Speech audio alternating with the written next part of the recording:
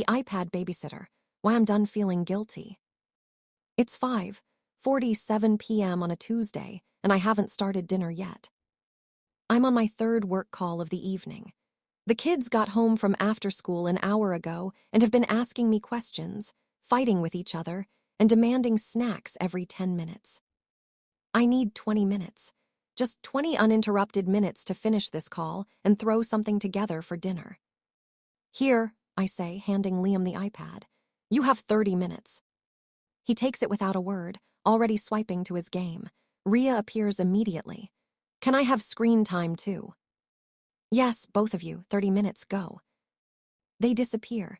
The house goes quiet. I finish my call, start boiling water for pasta, and breathe for the first time in 3 hours. And then, right on schedule, the guilt arrives. You're a bad mom. You're using screens as a babysitter. They should be playing outside, reading books, using their imagination. You're rotting their brains. You're taking the easy way out. You know what? I'm done. I'm done feeling guilty about the iPad. The rules are impossible. The American Academy of Pediatrics recommends no screen time for kids under 18 months. 1 hour maximum for kids 2 to 5 years old. Consistent limits on screen time for kids 6 and older. No screens during meals or before bed. Co-viewing when possible. Only high-quality educational content. Great, sounds reasonable in theory. Now let me tell you about my actual life. I work full-time from home. My kids get home from school at 3:30 p.m. I have meetings until 5 or 6 p.m. most days. I'm supposed to supervise them, help with homework, make dinner, and also continue working. Without screens, this is literally impossible. So my options are: 1. Follow the AAP guidelines and lose my job. 2. Use screens and feel like a terrible parent.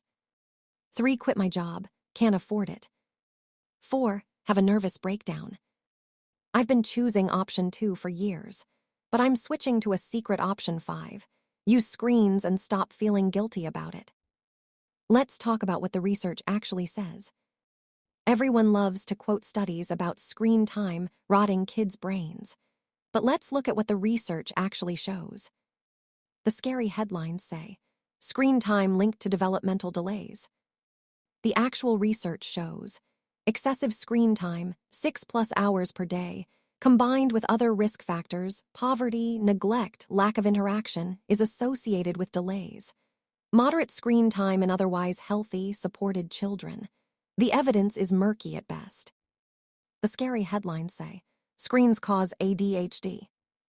The actual research shows correlation, not causation. Kids who struggle with attention are more likely to seek out screens, not the other way around. And even that relationship is weak. The scary headlines say, iPads are destroying childhood. The actual research shows, kids today spend about the same amount of time in unstructured play as kids in the 1970s. They're just also using screens, because screens exist now.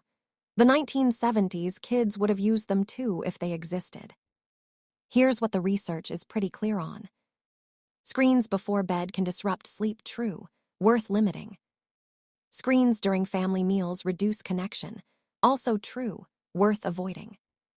Passive consumption for hours on end isn't great, agreed. Some screen content is better than others, obviously.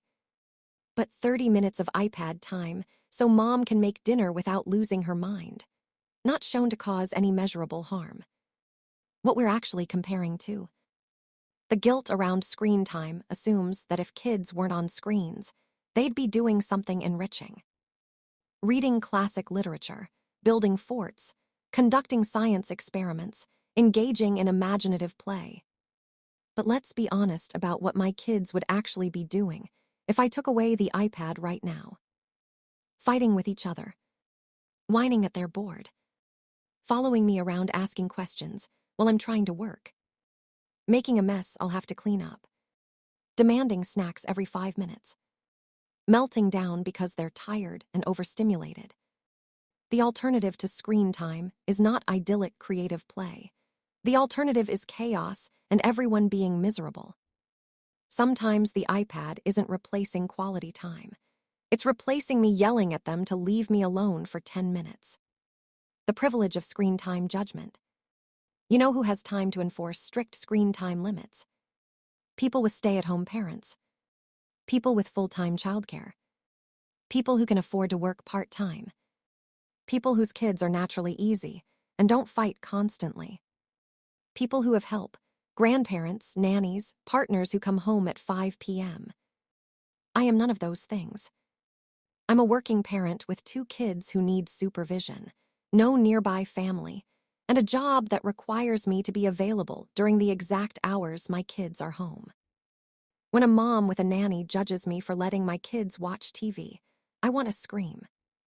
When someone who works part-time tells me screens are a crutch, I want to ask them how they'd manage full-time work and full-time parenting simultaneously with no help. The judgment around screen time reeks of privilege. What I'm actually doing and why it's fine. Here's our reality with screens. Weekday afternoons, 30-60 minutes while I finish work and make dinner. Sometimes more if I'm on a late call. Weekend mornings. They watch cartoons for an hour while Chris and I drink coffee and wake up like actual humans. Car trips, long drives, iPad, every time, no apologies. Sick days, unlimited screens, they're sick, they feel terrible, let them watch TV. When I need a break, sometimes I'm touched out, talked out, and tapped out. They get the iPad so I can sit in silence for 20 minutes. Restaurants, while we wait for food. Screen time, because I'd like to have a conversation with my husband without managing a meltdown. By the AAP guidelines, this is too much. By Instagram parenting standards, this is shameful. By my am I surviving and are my kids okay standards, this is fine. What my kids are actually like. Let me tell you about my screen-addicted, brain-rotted children. Liam, 8 years old. Reads at a 5th grade level. Builds elaborate Lego creations for hours. Plays outside with friends almost every day. Does well in school. Has normal social skills. Also watches YouTube and plays Minecraft. Ria, 6 years old. Loves art and creates constantly. Reads chapter books. Has close friendships. Is curious about everything. Also watches cartoons and plays games on the iPad. They're not zombies. They're not antisocial. They're not struggling developmentally. They're normal kids who also use screens because we live in 2025 and screens exist. The conversation I had with my therapist. I told my therapist I felt guilty about screen time. She asked, why? Because I'm supposed to limit it, because too much screen time is bad for them. How much screen time are they getting? Maybe an hour on weekdays, more on weekends. And what would they be doing if they weren't on screens during that time? Probably bothering me while I'm trying to work, or fighting with each other. So you're feeling guilty for using a tool that allows you to work and maintain your sanity, and your kids seem fine. Well, when you put it that way. Let me ask you this. Are your kids otherwise engaged during the day? Do they play outside, read, interact with other kids? Yes. Do they sleep enough, eat reasonably well, seem happy most of the time? Yes. Then, what exactly is the problem? I didn't have an answer. She continued, you're letting parent guilt colonize something that's actually working for your family. Screen time isn't inherently bad. It's a tool, and you're using it in a way that allows you to function. That's not something to feel guilty about. What I'm learning to say. When someone comments on my kids' screen time, whether it's a judgy look at a restaurant or an actual comment about too much iPad time, here's what I'm practicing. Option 1, it works for our family. Option 2, thanks for your input, then do nothing with that input.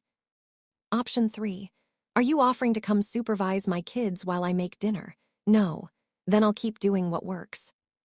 Option 4, smile and nod, then continue doing exactly what I was doing. I don't owe anyone an explanation for my parenting choices, especially choices that are harming absolutely no one. The new rules I'm following instead. Forget the AAP guidelines. Here are my actual rules. 1. Screens are a tool, not a moral failing. Sometimes I need the tool. That's fine. 2. Balance overall, not daily. Some days they watch more TV. Some days they don't touch a screen. Over the course of a week, it balances out. 3. No screens during family dinner. This one I do care about. Dinner is our time to connect. Phones and iPads stay away. 4. Content matters more than time. 30 minutes of blue eye is different than 30 minutes of violent gaming. I pay attention to what they're consuming, not just how long. 5. They need to be able to entertain themselves. Sometimes the iPad isn't available 24/7. Sometimes the answer is no screens right now. Figure out what to do. 6. I get to use it as a tool when I need it, and I'm not going to feel guilty about it anymore. What I want you to take away. If you're using screens more than the guidelines, recommend and feeling guilty about it, I want you to know. You're not a bad parent. The guidelines were written by people who don't understand your life. They were written for an ideal world where parents have unlimited time, energy, and resources. You live in the real world, where you have to work and parent simultaneously, where you need 20 minutes to make dinner, where sometimes you're just too tired to be on every single moment. Screens are not the enemy. Bad parenting is the enemy. Neglect is the enemy. Lack of connection is the enemy. Giving your kid an iPad so you can finish a work call is not neglect. It's survival. Your kids will be fine. They're not going to look back on their childhood and say, "Mom let me watch TV while she made dinner, and that ruined my life." They're going to remember whether you were present when it mattered, whether you showed up for them, whether they felt loved. And you can do all of those things and let them watch Blue Eye for 45 minutes. The bottom line. I used to torture myself over screen time. Every minute felt like a failure. Every time I handed over the iPad, I felt like I was taking the easy way out. But you know what? The easy way out is also called the way that works. I need to work. I need to make dinner. I need moments of peace. I need my kids to be occupied sometimes so I can function. The iPad makes that possible. And my kids are turning out just fine. Actually, they're turning out better than fine. Because instead of having a stressed, guilty, constantly overwhelmed mother, they have one who's learning to let go of impossible standards and focus on what actually matters. So here's what I'm done with. Feeling guilty for using screens when I need to. Judging myself against standards written by people who don't live my life. Pretending that 1950s parenting is superior just because it didn't have iPads. Apologizing for doing what I need to do to survive. And here's what I'm embracing. Screens as a tool. Imperfect parenting, that's good enough. Sanity over sanctimony. Real life over parenting Instagram fantasy. The iPad babysitter is staying. And the guilt is going. Do you use screens more than you should? Are you done feeling guilty too? Or am I alone in this? Let's talk about it.